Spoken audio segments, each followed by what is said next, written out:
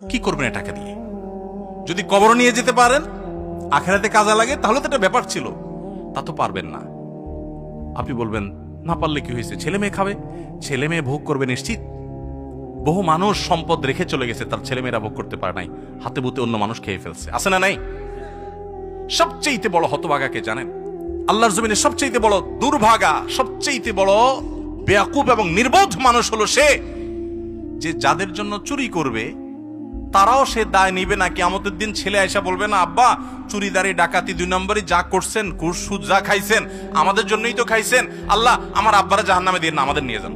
বলবে না ভাই, কোরআন বলেছে ইয়াউমা ইয়াফিরুল মারউ মিন আখিহি ওয়া উম্মিহি ওয়া আবিহি ওয়া সাহিবাতিহি ওয়া বানি। সন্তান বাপকে দেখে মাকে দেখে পালাবে, যে না জানি আজকে কোনো কিছুর জন্য ধরে। সবাই ইয়া নাফসি করবে। যাদের জন্য চুরি করবেন ওরাও দায় নিবে না, আপনার মতো নির্বোধ কে হতে পারে?